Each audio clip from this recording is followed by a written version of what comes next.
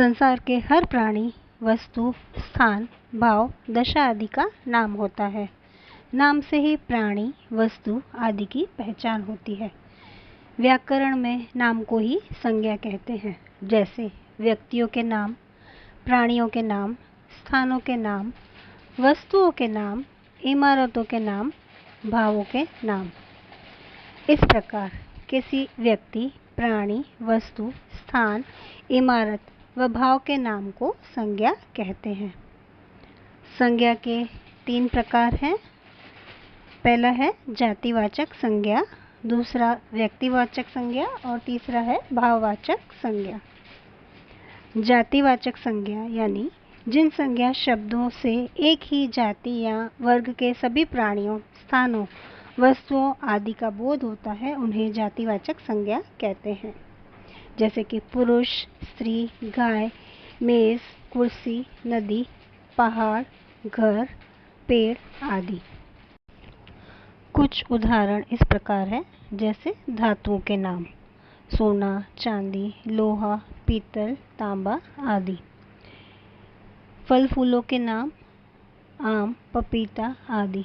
पशु पक्षियों के नाम शेर, चीता, बंदर आदि।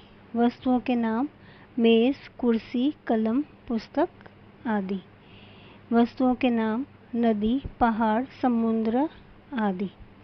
व्यावसायिक नाम मंत्री, अध्यापक, नेता आदि। समूहों के नाम सेना, कक्षा, परिवार, भीड़, मेला आदि। जातिवाचक संज्ञा गणनीय होती है, उसको हम गिन के लिख सकते हैं, यानी वो संख्यावाचक होती है। दूसरा प्रकार है व्यक्तिवाचक संज्ञा। जो संज्ञा शब्द किसी एक ही वस्तु, स्थान या प्राणी का बोध कराए, उन्हें व्यक्तिवाचक संज्ञा कहते हैं। जैसे पुस्तकों के नाम रामायण, महाभारत, गीता आदि। नदियों और समुद्रों के नाम गंगा, कावेरी, अरब सागर, हिंद महासागर आदि। पर्वतों के नाम हिमालय, एवरेस्ट आदि। देशों व नगरों के नाम जापान, रूस, अमेरिका, भारत, दिल्ली आदि। प्राणियों के नाम मोहन, राम, सीता, गौरी आदि। जातिवाचक संज्ञा को विशेष नाम दिए जाने पर वह व्यक्तिवाचक संज्ञा बन जाती है। जैसे कि जाति है पुरुष, जब उसमें कोई विशेष नाम जोड़ा जाए जैसे राम आदि, तो वही व्यक्तिवाचक संज्ञा में परिवर्तित हो जाती है।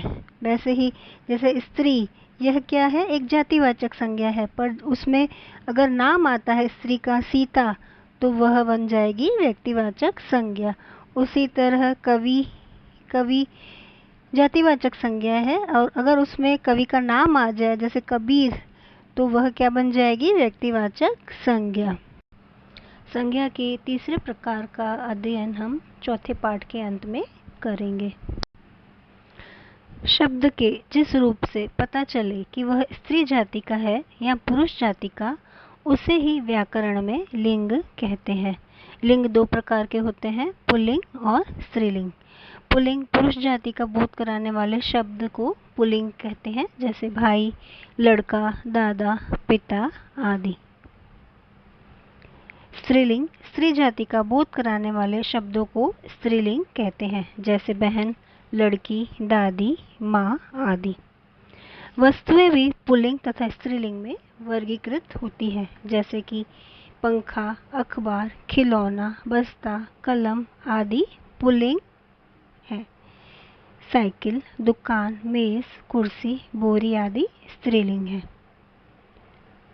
जिन शब्दों के अंत में अ होता है वे प्रायः पुल्लिंग होते हैं, जैसे कि वन, जल, धन, लोभ, पत्र, ग्रह, नाटक आदि। दिनों के नाम पुल्लिंग होते हैं, जैसे कि सोमवार, मंगलवार आदि। देशों के नाम भी पुल्लिंग होते हैं, जैसे भारत, चीन, नेपाल आदि। समुद्रों व महासागरों के नाम भी पुल्लिंग होते हैं, जैसे भूमध्य सागर, अरब सागर आदि। प्रायः सभी पेड़ों के नाम भी पुल्लिंग होते हैं, आम, पीपल, बरगद आदि। ग्रहों के नाम पुल्लिंग होते हैं, जैसे मंगल, बुध, शुक्र आदि। तारों के नाम पुल्लिंग होते हैं, जैसे ध्रुव, सूर्य आदि। धातुएं भी पुल्लिंग कहलाती हैं, जैसे सोना, पीतल, तांबा आदि। इस तरह से महाद्वीपों, पहाड़ों, महीनों आदि के नाम भी पुल्लिंग ही होते हैं। अब हम स्त्रीलिंग शब्दों की पहचान को समझेंगे। भाषाओं, बोलियों तथा लिपियों के नाम स्त्रीलिंग होते हैं, जैसे भाषा, हिंदी भाषा, संस्कृत भाषा आदि। बोली, ब्रिज, सिंधी, राजस्थानी आदि। लिपि, रोमन, देवनागरी, गुरमुखी आदि। झीलों के नाम, नदियों के नाम, तिथियों के नाम आदि भी स्त्रीलिंग ही होते हैं।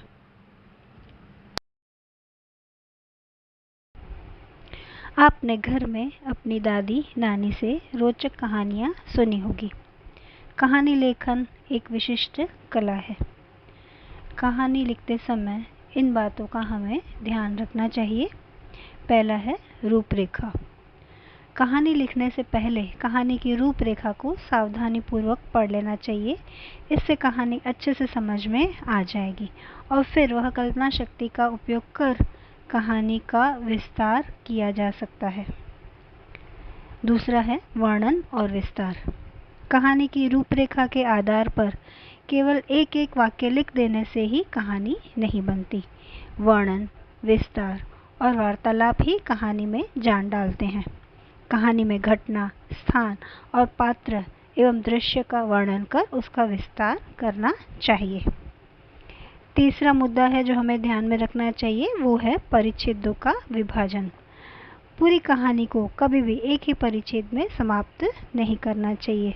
उसमें कम से कम 3 परिच्छेद होने ही चाहिए। चौथा है भाषा शैली। कहानी की भाषा शैली सरल एवं स्वाभाविक होनी चाहिए। व्याकरण की दृष्टि से भाषा शुद्ध होनी चाहिए। मुहावरों एवं कहावतों का प्रयोग कहानी में जान डाल देता है। पांचवा मुद्दा है शीर्षक।